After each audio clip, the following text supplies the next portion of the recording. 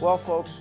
normally we would do our regular forecast, but with the university shut down, we thought this would be the perfect opportunity to give you an update on the winter forecast, particularly since we are dealing with a La Niña event. And a lot of it boils down to what is going on in the equatorial Pacific, and we look at that in terms of differentials in sea surface temperatures compared to normal. And I'll show you the one thing that definitely shows us that we are in a La Niña is that we're seeing some pretty extensive area along the equatorial Pacific with below normal sea surface temperatures. More importantly, as you look to the north, you'll notice this little bubble of above normal sea surface temperatures. This is very important because the process of La Niña also shows us that we see a high pressure system developing in a mean position in the Gulf of Alaska. Some of the energy coming out of the western Pacific will actually undercut this high pressure system, so that pocket of warm water actually will energize some of the storms that slip underneath this high pressure system and crashing into the western United States, gives them that upsurge of moisture. More importantly for us, a determination of how cold our winter will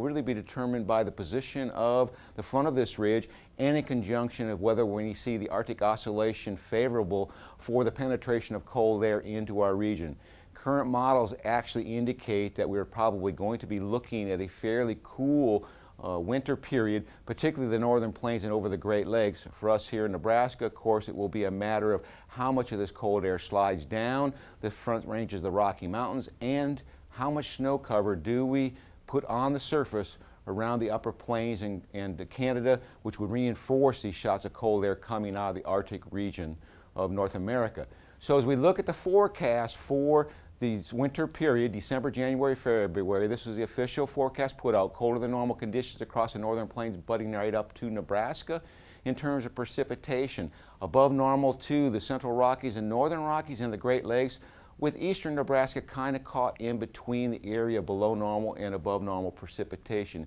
As we take this one step further, now we're looking at the January, February, March period. You can see the surge Arctic air looks like that mean position will favor right over the northern upper Midwest, pushing into portions of eastern Nebraska, very warm conditions to our southwest and southern plains. More importantly, when you look at precipitation, we start to see an expanding area of dry conditions. This would not be favorable for the wheat crop, but more importantly, we still see a continuation of above normal moisture from the northern Rockies into the north central Rockies and up to the Great Lakes region. This would be very beneficial for alleviating some of the drought concerns up in the northern plains, but if the ground is exceptionally frozen and deep, most of this will become more of a runoff component. Now as we go into the late winter, which is basically the February, March, April period, we can start to see the relaxation of this cold air, but it does pivot right down to the Nebraska border, and we see the above normal temperatures being forecasted to rise up to the southwestern portion of Nebraska. So this confirmation of these two competing air masses is likely going to favor